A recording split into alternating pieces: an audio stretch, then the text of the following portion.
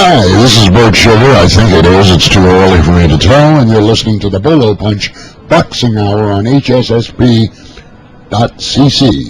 And save me a ringside seat. In fact, I feel like you should save me two.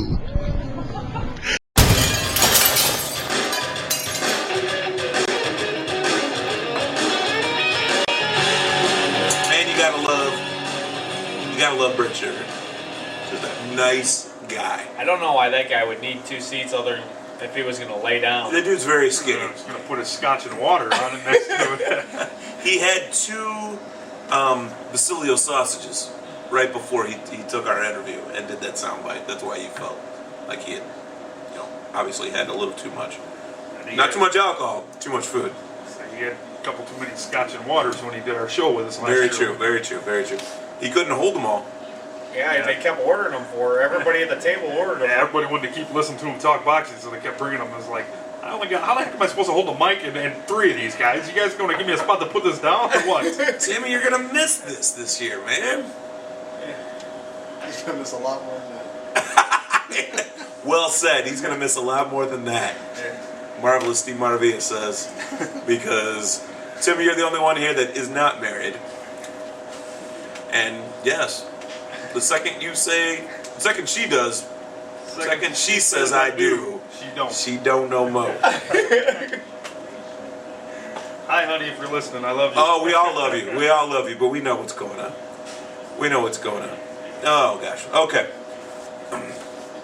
How many times have we watched boxing events, whether it was at Tim's house back in the day, occasionally at my house, piles of times over at Amels and over at Nestor's on the giant screen, and the ring announcer gets as much attention as the fighters because he flubs a name, he screws up the drama of reading a... Now, if you've got a split decision, you can't read the two... you can't read the two that agree first. Which that happened recently down in Mexico. Mexico, yeah, at Cancun. Yeah. Cancun. Yeah, it's at the Cancun. Well, it was the big fight that they finally brought it to the resort. San Peter against Sultan Bragimov. Yeah, and it was actually the undercards is where he was. Sultan Bragimov. Oleg Moscow, pardon me. It was, yeah, my Russian's confused. That was actually on the undercards. He was reading it like that, and they said he in the previous fights he has had trouble bringing drama to it because he was reading the scorecards off wrong. How important is that, though, Mo? I mean, let's go to the absolute base of this. How important is it, that drama of the ring announcer? I mean, and I hope you all at home know what I'm talking about when I'm saying the drama of the announcement of the winning. If you've got a split decision, you cannot call off the two judges that agree. You've got to call off one, and then the other one, the two that disagree. Then you say the one that is the decision maker. Okay? That's basic ring announcing 101. If you screw that up, you might as well not even read the third one. Right. Because it doesn't matter. You already know who the winner is. Boxing is at a disadvantage as it is. Or even if there's a draw. You always read the draw. You read the two that agree. You read the two that disagree. Or agree, even. If they do agree, you well, then it's going to be a majority draw. Yeah. Yeah, but one way or another, you do not say the first judge calls it a draw. You're a bastard. Why would you do that? It doesn't make any sense. Well, you can read the draw earlier if it's going to be two that agree. They try to do that as well. Well, I'll give you that. Okay. You need to make the third one mean something. The third one has to mean something, or why have it? Yeah. That's why there aren't two judges anymore. And then the worst case scenario is what we saw in Laporte, which was not the ring announcer's fault. No. It is read the decision and then have to come back in the ring and then say, oh, no, sorry, this was actually a draw because they added all the points wrong. But that was not the ring announcer's fault. But usually what happens... That was Tom Schreiber, by the way. Go ahead. But usually what happens in those events, they don't announce it in the ring. They let the guy leave with the belt, and then they go in the dressing room and just take the belt from him and tell him that you didn't actually win, we made a mistake on the cards. And they don't usually show that on TV or even announce it in the ring. They just end up taking it away from him later on. And the crowd never actually sees him lose the belt. Yes. What I hated was, in that particular case, it was at Laporte Yes. was Tom Schreiber, the ring announcer, a good friend of ours for a number of years now, knew what he was reading off the first time wasn't right. They were arguing. There was commotion in the ring about, are you sure this is what you want me to read? He goes, "Are you sure this is right?" And he goes, yes. And he reads it, and oh, no, that was wrong. Yeah, now I look like an idiot. Yes, And your job is to hand me the paper you want me to read. Yes. That's not the ring announcer's fault, but let's digress a bit here, boys. Boxing is the only sport out there, really, where you don't know the score until the very end. Baseball, it's plastered on the bottom of the screen. Yeah. At most events, you don't know the score. Well, if you got open Some scoring, with open scoring, that's different. You can see, Harold Letterman's card. Yeah, all and the time. periodically you can see, even in open scoring, you don't know the final score going into the last round. True, but if you see it being a whitewash, it's not going to make much of a difference. That's why I hate open scoring. I want the drama. But like I said, baseball, basketball, football, hockey, you always know the score at every second of the game, of the contest. Boxing, there's always that element of, did they get it wrong? Did they see things a little bit differently? That's what cigar smoke beer rooms have been full of for centuries. Discussions about, do you like more punches landed or do you like harder punches landed? Which one did the judges like the most? The problem here is, if you don't have the score on the screen the whole time, then you're relying on someone to build up that drama. And you better have someone that knows what they're doing, like Tom Schreiber, like Lupe Contreras, like Michael Buffer, like Jimmy Lennon Jr. or Mark Biro, or even Joe York. There are lots of great ring announcers out there, but for every bad one, for every good one, there's got to be 10 bad ones out there, I would think. You can't just, and there's a ring announcer now that's got these dreadlocks. Have you seen him? Yeah, he's been on ESPN a few times. I believe he's out of New York, actually. He's not that bad. I don't know his name. I haven't met him. I've seen his name before, but Tim, talk to me a second. What do you care, or do you care if the ring announcer? Do you care at all about the ring announcer? I think the importance of the ring announcers is actually more for the live fans. A ring announcer, when he announces the fighters, could get the crowd going. You have a good ring announcer, he can get the crowd rooting for a certain guy, and that could influence the fight. I mean, it really could if you get the fans behind a boxer and get the boxer going. But other than that, it doesn't matter so much. And on TV, I think the play-by-play guys are more important than the ring announcers. Because you could watch a great fight, and if all the ring announcers are doing is picking on a guy's footwork, you might think you're watching a bad fight. You mean the commentators? Yeah. Okay. The guys doing blow-by-blow or ringside Yes. analysis, whatever. They're more important to the at-home people. Because you don't feel that excitement like you do in a live event. I mean, we've been to tons of live event, and you could feel it when a crowd is behind a fighter or just even behind a fight. Yeah. You can feel that excitement, and the ring announcer has to build that up. It's almost two different fights. Watching it live and watching it again at home. Completely. It's almost two different events completely. Yes. I have to disagree, though. I think the ring announcer can. I mean, every time I watch a fight, when the ring announcer's about to announce who's fighting, I turn that volume up and. Volume up, lights off. Let's go. Let's do this. And crank that volume. Who's fighting before? I want Marvella to have a mic for this because he doesn't get to make it in here all that often, and he is very good at keeping us on point. Marvel, it's Steve Montevilla. How you doing today, man? I'm doing good. Good. All right. Your thoughts on ring Well, it's just announcing? what Emil was just saying about it does draw your attention to the TV and you do turn it up, but how important is it? You're watching the fight. You knew who was fighting. Yeah. Granted, you guys watch every fight. You hear unless you let's- don't have cable, but Unless you don't have cable. unless you don't have cable. But you like Chris and I just said, you turn off the lights, you turn the volume up, you're at a party, you hear, let's get ready to rumble, and everybody at that party stops and turns and looks at that TV at that instant. They're ready to watch what's going on right then. I think, I agree with Emil that the ring announcer adds drama to the household experience as well, to the bar experience as well, to, the Hall of Fame experience. I mean, we had Michael Buffer as the Grand Marshal yeah. just this past year at the Hall of Fame in Camp Stoda.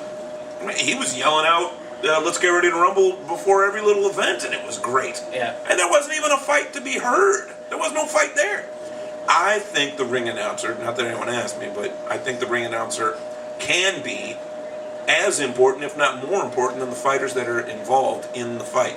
Because a lot of times, we've got these paper champions, mandatory challengers, these guys, Joe Calzaghe fighting Peter Manfredo. You knew who was going to win that. The only thing that was really exciting was the ring announcer. Come on, Chris. The ring entrance. When was the It got last? so exciting. When was the last time you bought a ticket based on who was announcing the I didn't fight? say that's a different thing altogether because I wasn't at that fight. You didn't turn on that fight because Lupe Contreras was going to announce a fight, though. You turned on it because Joe Calzaghe was fighting. You don't go to the fights to see the ring card girls either, yet they obviously were devoted an entire goddamn video on bolopunch.com. Hell yeah, that was the first video we put up. So don't tell me that extras, Extras things can that help, things yes. that have nothing to do with the fight itself, They help. obviously are flavors in that stew. But you can't say they're just as important to the fighters because There are times. We've sat at fights where we've had good announcers. We've had our buddy Tom Schreiber there, and we've watched a night full of mismatched fights. Yeah. And it don't matter how good the ring announcer is for that. If all you're going to see is a guy duck his head and run around the ring and run from the guy, it doesn't matter how good the announcer is. But I've also been to this, events where I couldn't even understand what the ring announcer was saying. True, good point. But when you've got Juan Manuel Marquez and Pacquiao, and they have been killing each other for 11 rounds, and you don't know where this fight's going, you don't know who's going to win, you might have an idea, and Michael Buffer says, we're now going into the 12th, and final, no one is sitting in that arena. No one is just... that's not when you're getting up to go get a beer. But they're not getting up because Michael Buffer just announced that. They're getting up because they just got done watching 11 rounds of great Let fights. me tell you, if Larry Merchant says, okay, well, this is the last one. Tin Man and the Scarecrow. If he says, well, this is the last one, so yeah, make sure you watch this. I don't care as much. Just like Emil just said, though, even if there's some guys that you don't even understand, you don't know what they're saying. Sometimes you don't even know care, who's fighting. You still care about that fight. Yeah, but And once sometimes that- you can't even. If you're talking at about smaller, at the beginning, at smaller events, you don't even know some of the guys by their face. And if you can't understand what that ring announcer's saying, you don't even know who's fighting in there. but when True. the bell sounds, you don't care about that guy that just announced the name you don't understand. You now care about what's in the ring. The ring announcers have become so important in this country, at least, and over in England, I'll say, because Ricky Hatton is, and Nassim Hamed a decade ago, the Prince. The ring announcer would start. I'm going to go out on the record, on a limb here, and say that it's possible that the ring announcer started announcing fighters coming to the ring because of Prince. Because Prince had like 10-minute ring entrances where he had to dress up as a scarecrow in a Yeah, now you see that cornfield. Klitschko does that too now. Yeah, where he's got the bang, bang, bang with the Iron Fist, Dr. Iron Fist. He's got the we were just playing blackjack in there, the blacksmith. He blacksmith in there banging on the iron. It is a great fight, going to be a great fight without a great ring announcer? Of course. I'm saying it is a very important ingredient in the entire experience of that fight. Just like the entrances, just like the ring card girls, just like the commentators. But you can take away commentators, ring card girls, ring announcers, ring entrances, robes. You can take all that stuff away and still have a great fight. You absolutely can. But if you don't have a great fight, you've got a mismatch. You add all those other things together, you still feel like you saw something worth seeing. Yeah, you still feel like you got your money's worth. We only saw 4 fights the other night in Chicago. And we were at that event for, I don't know, for a long 7 time. hours? Yeah. 4 fights, 7 hours. A bikini contest in the middle. Tom Schreiber worked his tail off for 4 fights. 2 great knockouts, 2 decisions. great night of fights. They were pretty well matched guys. And there have been nights of fights where I saw 8 fights in a night, and I can't walk away saying it was a great night of fights. Even the stadium that we were in, that added to the whole experience. Absolutely. They're all ingredients that make up one great night of fights. And I'm telling you, if you try to take that ring announcer away, you better fill it with something else. You better, have a Get a clown? Get a clown in there making balloons for everybody? What are you gonna fill a ring announcer with? A hot-looking girl. All right. You're going to actually fill the girl with the ring announcer? I seen that video. I think I read it that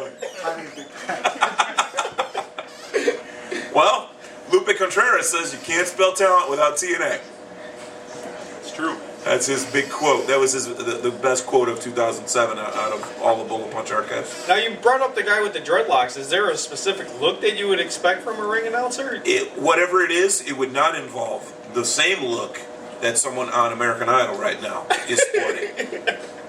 And that's exactly what this ring announcer looks like. Dreadlocks that are then braided in the back. It looks like a tentacle from that Ridley Scott movie, The Aliens. It looks like a big old tentacle in the back. It looks a little bit like the guy at the Hall of Fame. Can't even think of his Livingston name. Bramble? Livingstone Bramble, yeah. Okay. It's a little bit like that. Bramble's all over, though. But his is this guy's the announcer guy. His is a little bit longer. Very long. Yeah. But I think it's braided in the back. It goes straight down to his It's butt. like almost like in a ponytail. It's bizarre. It looks like an arm. It looks like an arm coming out of the back of his damn head. Looks like one of the characters from Beetlejuice. Is what he looks like. He's got a good announcer voice though. I mean, you talk about a ring announcer adding to it. Before a main event, if you get somebody really good to sing the national anthem, that is something that can add to an event as well. Yeah. It can take away too, because I saw on YouTube the hockey game where she fell on where her the chick butt. fell down and she didn't know the words. She screwed this up, screwed that up, and then she said, "I'm leaving." And then she came back out on the ice because everyone was egging her on to go back. She came out and fell flat on her back. Then she got up and really left. So yes, that is funny That stuff. attitude. Those people that were at that event will never forget. You're absolutely right, though. Yeah. You can kill the national anthem, or you can nail it, or you can play Whitney Houston singing it, which is what a lot of promoters have been doing lately. I'd rather, personally, my opinion is I'd rather hear someone sing it even poorly rather than hear it You can have Abel look at me and go, "Why didn't they put a spotlight on her when she was singing?" Because Whitney wasn't there. Because crack is whack. Bobby Brown, Bobby! Where did the show go? Where did We it lost go? it. We took the mic away from Steve, and we've completely got off I know. topic. That's why Steve's here, to bring us back on point. So, Timmy, sum it up. Are we always going to have ring announcers? You're always going to have ring Or are announcers. they just not important? They're just No, you're always going to have them. You're always going to have, your top tier and then your lower guys. But I mean, the top tier guys can really add to the event. I mean, I would pay to go see an event just to have Michael Buffer do it, just so I could say I was there to see him do it live. I mean, I really wouldn't care who. You haven't seen Buffer do it yet? Not live. Really? No. Which one of the you saw? You were at Diaz? I was taking pictures. I tell you what, taking pictures. You're not at an event when you're taking pictures. I'll tell you The that. announcer matters. He's not sure if he was there. That's how much the announcer matters. Steve says you were there. Ask Abel though. Taking Buffer was pictures. at the event that we were at. Chris, I know I that. think Buffer did both of them. Chris, can I sum it up? Please. Having a good ring announcer is like having a good producer. It doesn't really matter if he's in the room or not. Amel, I would say save this one. having a good ring announcer is like having a steak, or having a bad ring announcer is like having a steak without a potato. You got to have that potato with your steak, Yes.